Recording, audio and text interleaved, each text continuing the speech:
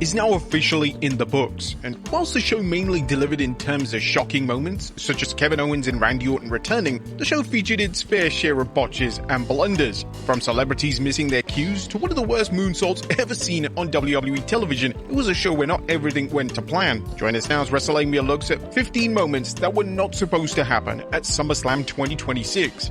Be sure to subscribe and hit that notification bell for daily wrestling videos and follow us on our new Facebook page. Number 1. Liv Morgan's attire malfunction. Now, attire malfunctions can occur at any time in a WWE match, and if they occur, one will hope that it's a small malfunction and the wrestler is quickly able to recover. Thankfully, that was the case with Liv Morgan during SummerSlam, as during an altercation on the outside, Morgan suffered a brief attire malfunction. Thankfully, she was able to recover quickly thanks to some assistance from her Judgment Day associate Raquel Rodriguez, who was also caught on camera for sneaking under the ring. Number 2. WWE can't spell. Don't get us wrong, we get a fair share of mistakes and spelling mistakes in these videos, and don't worry, I always know because you call everything out. But WWE is a billion-dollar company, yet during SummerSlam, they made so many simple errors. These errors range from incorrectly labeling CM Punk versus Cody Rhodes as a street fight on the ringside chair, to correctly spelling commercial during the PLE itself. It's kind of no excuse for these errors on a big stage like this. Number 3. Exposing the crowd. It's been well documented that WWE has been struggling to sell tickets for SummerSlam this year. WWE sold under 40,000 tickets for both nights this year, and this is a major drop from last year's figures, and WWE must be extremely disappointed with these overall figures. And naturally, this meant that the stadium was almost half empty for both nights, and WWE had to be extremely careful with how they shot the show, as they didn't want to expose the empty seats. The empty seats were seen at certain points of the show, yet WWE did a moderately decent job in hiding their poor attendance. However, there were points in the PLE where the empty seats would ultimately be exposed when fans in attendance took to their social medias to share photos of the crowd, and it made WWE look terrible. Even at one point when WWE was having an advertisement for their LJN series, the camera was in an awkward position and you could see the topping in the back. Obviously, somebody got the memo right there and then to pan away from it, as they panned away just after that. While SummerSlam isn't WrestleMania, it's still one of their biggest PLEs of the year. There's no excuse for barely being able to fill half a stadium at this stage. Number 4. Brie Bella gets injured. Brie Bella's shoulder injury at WWE SummerSlam highlights why greater care needs to be taken to protect wrestlers during matches. Bella was competing alongside Nikki Bella and Paige against Fatal Influence when she appeared to hurt her right shoulder. The moment seemed to have occurred when Brie was near the steel steps, and after that she was visibly holding her shoulder during and after the match. And following the event, Triple H confirmed that Bella had received treatment before being taken to hospital for scans. And Nikki also mentioned her sister was in significant pain. Obviously, injuries can happen unexpectedly in pro wrestling at any time, and it probably wasn't through the fault of any wrestler in particular, but it does highlight the risk in any match. Number 5. NWE. And Nick Aldis is of course former NWA World Champion.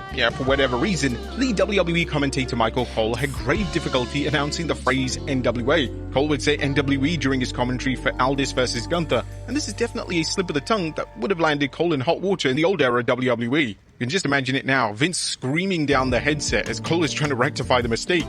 Number 6. The worst moonsault ever. The CM Punk was feeling overly ambitious during his WWE title showdown versus Cody Rhodes during night 1. Punk would deliver a moonsault, and he completely botched it.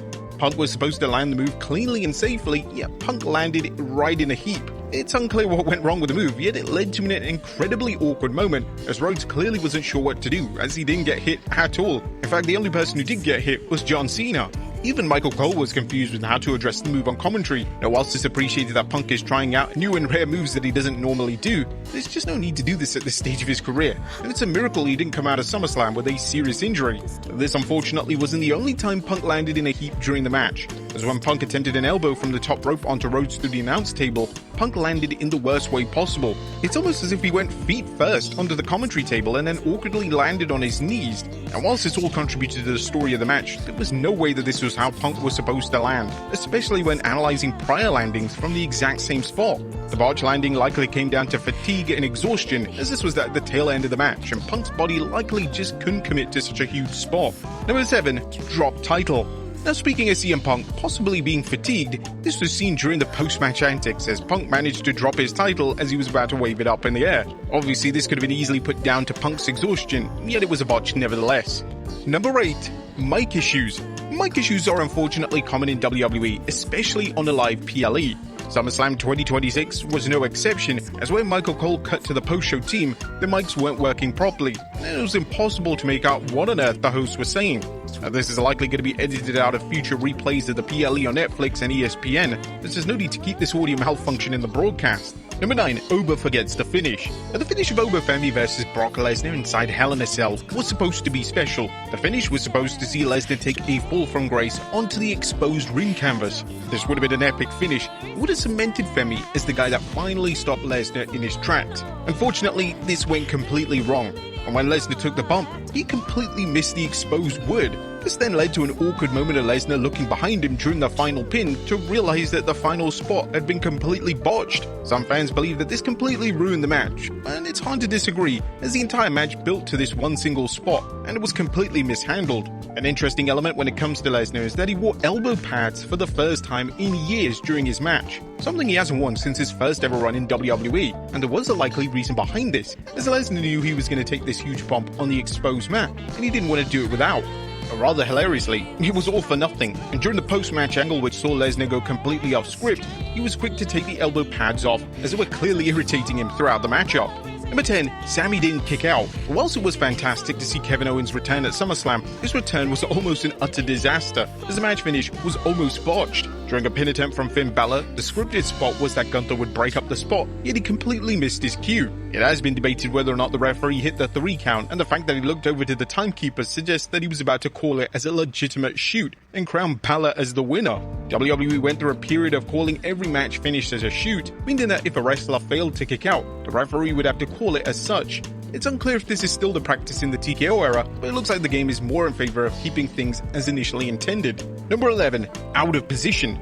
The match between Trick Williams and Baron Corbin went completely off the rails towards the end. The scripted spot was supposed to see Corbin run against the ropes, only for rapper Lil Yachty to hit him with a kendo stick. The rapper completely missed his cue, and this led to an awkward moment where Corbin had to scream his name in the middle of the match, similar to how Eddie Guerrero got angry with Vicky Guerrero at SummerSlam 2005. Where the F is Vicky? Every single fan noticed this, and it was made even more awkward thanks to Corbin, Trick Williams, and the ref standing there not knowing how to proceed. Whilst Yachty had been fantastic in his role on TV so far, these spots have to be executed correctly, as it completely ruined the match. Number 12. Ouch.